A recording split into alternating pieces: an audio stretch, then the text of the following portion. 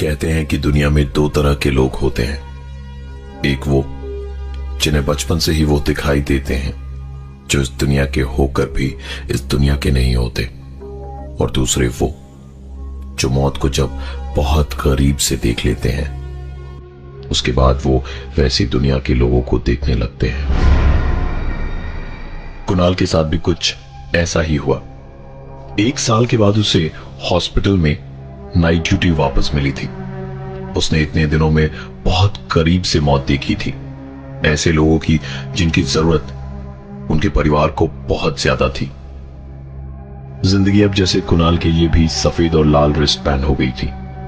Hospital में आने वाले हर पेशेंट के हाथ में सफेद रिस्टबैंड बांधा जाता था, और अगर उस पेशेंट की मौत हो जाए तो सफेद हटाकर लाल रिस्टबैंड बांधकर उसे मॉर्ग में रख दिया जाता था, तब तक जब तक उसके परिवार से कोई उसकी डेड बॉडी को क्लेम न करे। रोज की ही तरह राउंड लेने के बाद में कुणाल वार्ड में करीबन 2 बजे एक कोने में बैठा अपनी चेयर पे ही बैठा बैठा सो रहा था। तभी उसके कानों में एक आवाज आई।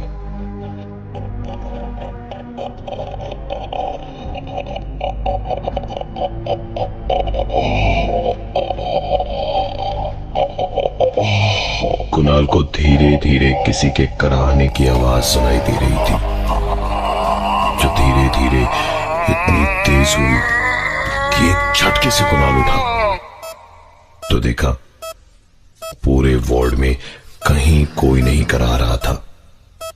सिर्फ सोए हुए मरीजों की भारी सांसें और ईसीजी मशीन की आवाजें आ रही थी। कुणाल को लगा कि शायद ये उसका वहम था। वो दोबारा आंखें बंद करके थोड़ा आराम से बैठा तो करीबन 5 मिनट के बाद जैसे ही आंखों में नींद का नशा छाया, वापस वही आवाज आई।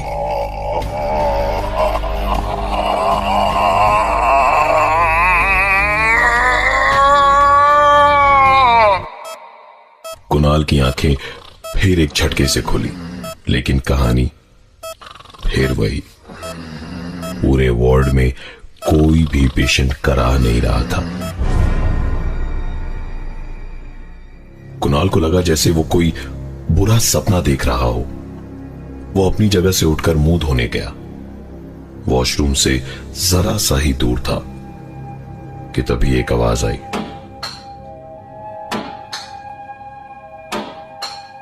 आवाज नीचे के फ्लोर से आ रही थी। कुणाल नीचे वाले फ्लोर पे गया। वहां जाकर देखा कि एक बच्चा अकेले खेले जा रहा था। रात के इस वक्त बच्चे को इस तरह अकेला खेलते देख कुणाल ने कहा, अरे बेड के बाहर इतनी रात अकेले क्या कर रहे हो? चलो जाओ अपने बिस्तर पर सो जाओ वापस।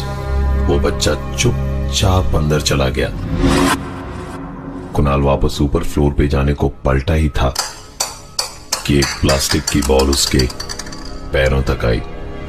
कुणाल जैसे ही पलटा, उसने देखा कि जमीन पे ऐसे ही पड़ी हुई वो बॉल जरा सी हिली और लुढ़कती हुई एक बार फिर उसके पैरों के पास आकर रुक गई। कुणाल ने बॉल उठा के अपनी जेब में रखी और वापस अपने वार्ड की ओर जाने लगा तो एक बार फिर वही बॉल की आवाज आई।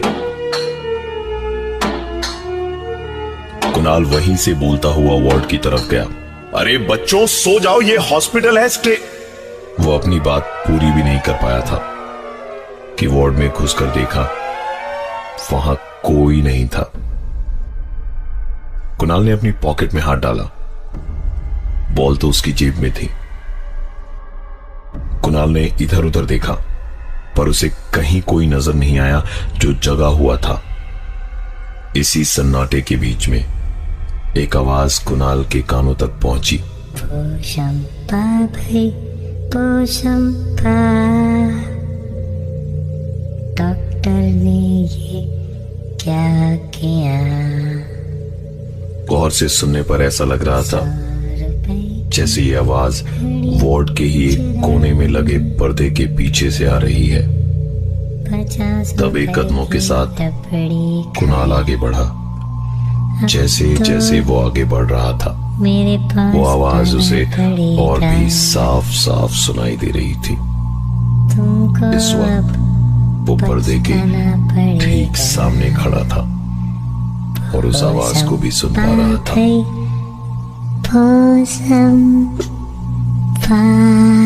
हिम्मत करके जब कुणाल ने पर्दा हटाया तो ना तो वहां कोई दिखाई दिया और ना ही अब कोई आवाज सुनने को मिल रही थी। यहां चीजें नॉर्मल नहीं लग रही थी, इसलिए कुणाल तुरंत वापस अपने वार्ड की ओर जाने लगा कि तभी उस फ्लोर का वॉचमैन आता हुआ दिखाई दिया। कुणाल ने उससे गुस्से में कहा, कहां चले गए थे? यहां बच्चे वार्ड से बाहर निकल करके धमा चौकड़ी मचा रहे हैं। हाँ, जरा ध्यान रखा करो इन बच्चों का।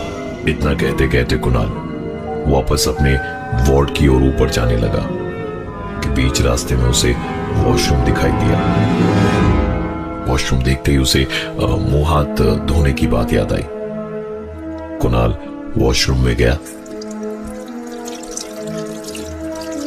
मुंह हाथ धो ही रहा था कि पीछे के एक टॉयलेट का दरवाजा खोला, फिर बंद हो गया।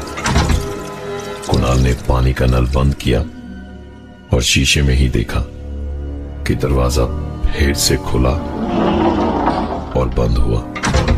न कोई अंदर जाता हुआ दिखा, न बाहर आता हुआ। बस एक ही आवाज सुनाई दी। जो कुछ भी हुआ उसे जानबूझकर नजरअंदाज करते हुए कुणाल जब वापस अपने वार्ड में गया तो उसकी पेशेंट की लिस्ट में 2 नाम काटे हुए थे। न जाने कुणाल को क्या सूझी कि उसने जाकर उन 2 पेशेंट्स का बेड चेक किया तो दोनों की ही मौत हार्ट अटैक से कुणाल की आंखों के सामने हुई और कुणाल कुछ भी न कर पाया। कुणाल ने हॉस्पिटल में उसके साथ नाइट ड्यूटी पे काम कर रही नर्स से कहा कि हमें इन्हें मॉर्ग में शिफ्ट करना पड़ेगा जब तक इनकी फैमिली आकर बॉडी ना क्लेम कर ले। हॉस्पिटल की फॉर्मेलिटीज के अनुसार उन दोनों पेशेंट्स के हाथ से व्हाइट रिस्टबैंड खोलकर उन्हें लाल रंग का रिस्टबैंड पहना दिया गया। दोनों डेड बॉडीज को मॉर्ग में शिफ्ट करने के बाद कुणाल और वो सिस्टर लिफ्ट में वापस अपने वार्ड वाले फ्लोर पे जा रहे थे कि लिफ्ट एक फ्लोर पे रुकी। दरवाजा खुला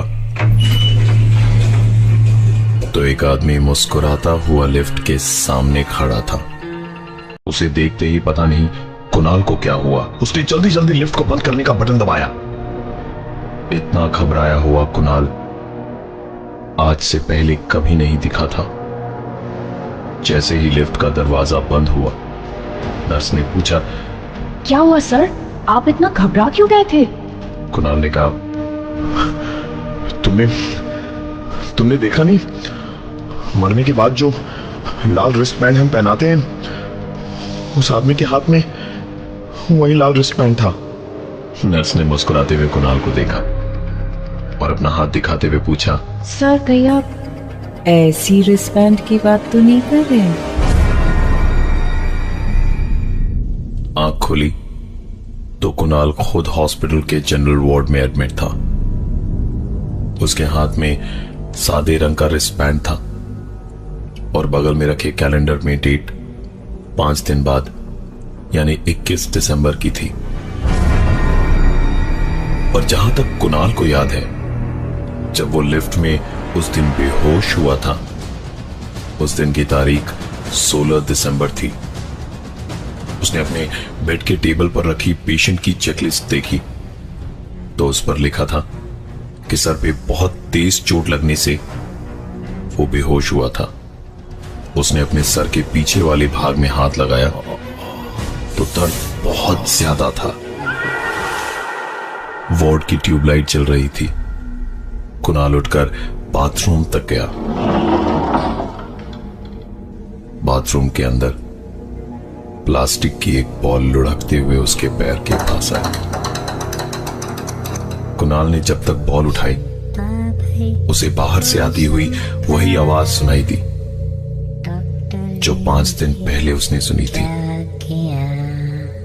बाथरूम से बाहर निकला तो वार्ड की ट्यूबलाइट ऑफ थी। बाहर से आती हल्की रोशनी में कुणाल ने देखा कि एक बच्चा उसके बिस्तर पे उसकी तरफ पीठ किए बैठा है। कुणाल अपने बेड के पास जाकर बोला, तुम वही हो ना जो उस दिन रात को नीचे खेल रहे थे? और ये बॉल तुम्हारी है ना? यहाँ क्या कर रहे हो तुम, वो भी इस वक्त? उस बच्चे ने कुछ नहीं कहा, बस अपने हाथ को पीछे करके कुणाल के हाथ में कुछ रख दिया और उसके बाद दौड़ता हुआ उस वार्ड से बाहर चला गया। कुणाल ने मुट्ठी खोल के देखी कि बच्चे ने उसे क्या दिया था, तो उसकी आंखें वहीं की वहीं अटकी रह गई। ये एक लाल रिस्ट बैंड था जिस पर पेशेंट का नाम लिखा था अर्पण और उसकी उम्र लिखी थी 10 साल। कुणाल की नजरों के सामने जैसे किसी हिंदी फिल्म के सीन की तरह 1 साल पुरानी वो बात घूमने लगी। करीबन 1 साल पहले कुणाल का वो पहला हफ्ता था। उस समय उसकी नाइट ड्यूटी ही थी, लेकिन तब चिल्ड्रंस वार्ड में थी। नया नया कुणाल हमेशा ही अपनी मस्ती में लगा रहता था। चिल्ड्रंस वार्ड का चक्कर मारकर अपने फोन पे हेडफोन लगा के फुल वॉल्यूम पे गाने सुन रहा था। रात के करीबन 2:45 बज रहे थे और सब कुछ अंडर कंट्रोल ही था, तो टेंशन की कोई बात ही नहीं थी। आराम से गाने सुनते सुनते ही वो सोने चला गया। सुबह उठा तो पाया अर्पण, जिसकी उम्र 10 साल, उसकी डेथ हो चुकी थी। उस दिन के बाद से उसे हमेशा लगता था जैसे शायद उसने नेग्लेक्ट किया हो, जिसकी वजह से उस बच्चे की जान गई हो, क्योंकि रिपोर्ट्स के मुताबिक बच्चे की मौत भी करीबन 3 बजे हुई थी। ये सब कुछ उसके साथ क्यों हो रहा था? कुणाल को जैसे अचानक ही सब समझ में आ गया था। ये उसी की लापरवाही थी कि वो बच्चा अर्पण मारा गया था।